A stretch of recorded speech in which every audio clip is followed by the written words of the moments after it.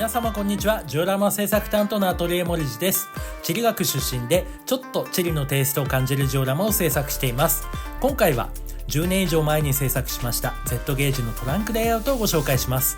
初めて冬景色の再現に挑戦した作品です。今回制作時に撮影した画像も何点か見つかりましたので、駆け足ではございますが制作編をご紹介します。完成編とチャプター分けしましたので、チャプターもご活用ください。同時期に制作しましたトランクレイアウト秋の風景は別動画にしましたので、よろしければではございますがそちらもお楽しみください。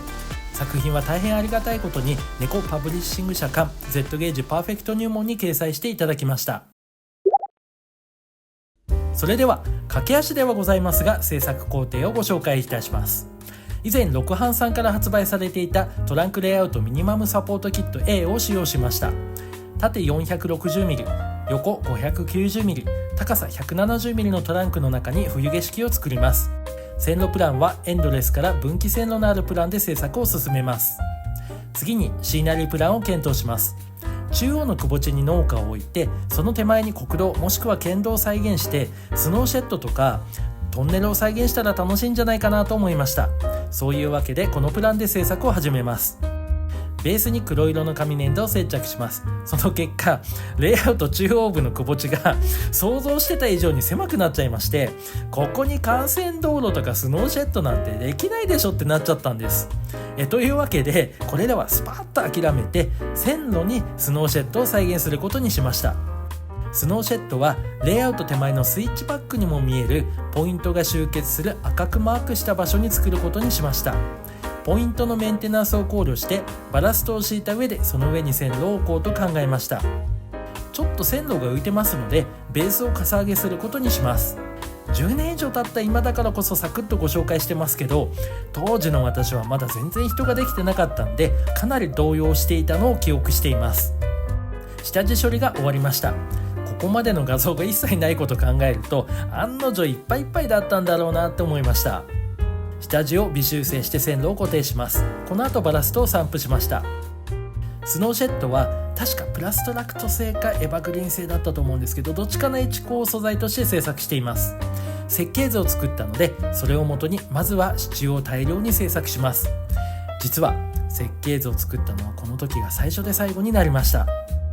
屋根はグリーンマックス製のコルゲートを使用して製作しています。塗装して屋根を仮置きした状態でレイアウトに置いてみました。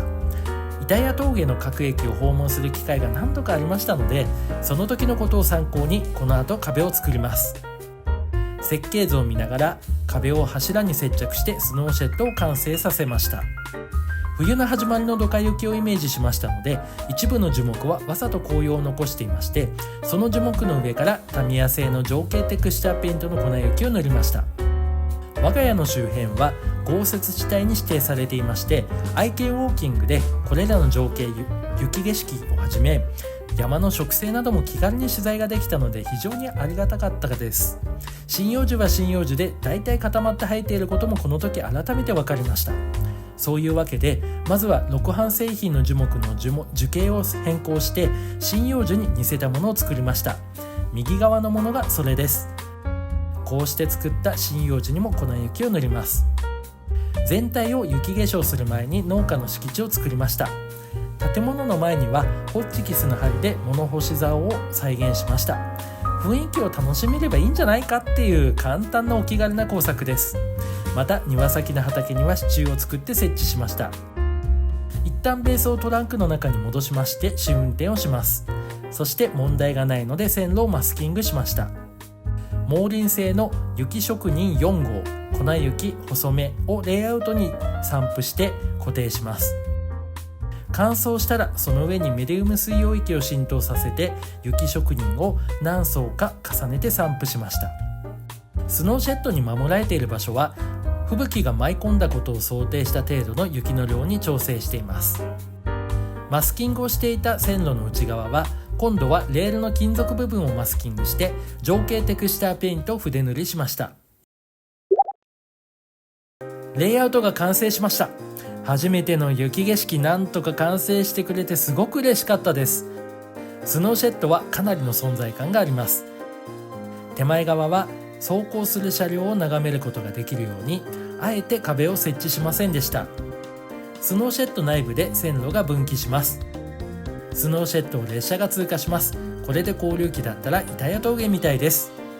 スノーシェッドはポイントのメンテナンスを考慮して取り外しができるようになっています。このようにスノーシェッドがない状態で楽しむこともできます。レイアウトの右側の三日月状のスペースは当初の道路はやめて板谷峠区間を参考に鉄道用の小屋と荒れ地を配置しました。このレイアウトには4人の人形がいます。この大雪の中外で活動する人はさすがにいないんですけど、実家に帰省した夫婦と子供がこれから家に帰るっていうところでおじいちゃんがお見送りに出ておばあちゃんはお土産を用意してこれからお家から出てくるっていうそんなことを考えながらドラマを考えて人形を配置しています。農家の家の前の物干しにも雪を積もらせていますが、農家の屋根にはわざと雪を積もらせていません。農家の庭先の畑に作った支柱もうっすらと雪化粧しています。そして小屋にはつららも再現しました。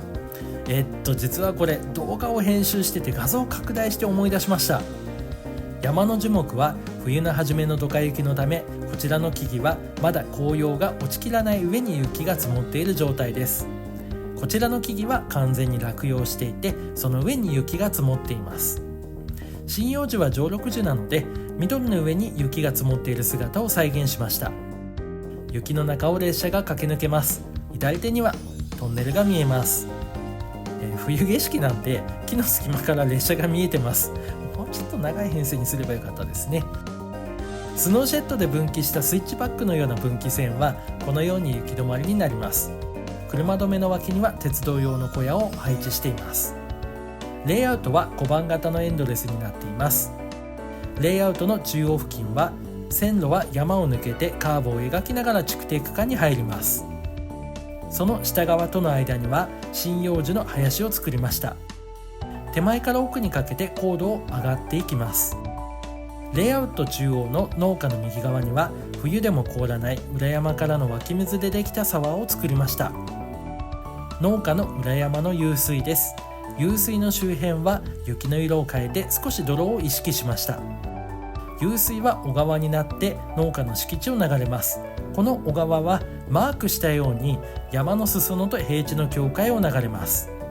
湧水はレイアウトの中央の円形のエリアで完結させましたが、このマークした部分は水流を再現しています。その先は水表現はしていませんが、水流が連続してあるように見えるように地形や植栽を調整しました。以上でレイアウトのご紹介は終了です。最後までご覧くださいまして誠にありがとうございました。次回もお会いできることを楽しみにしております。ありがとうございました。さようなら。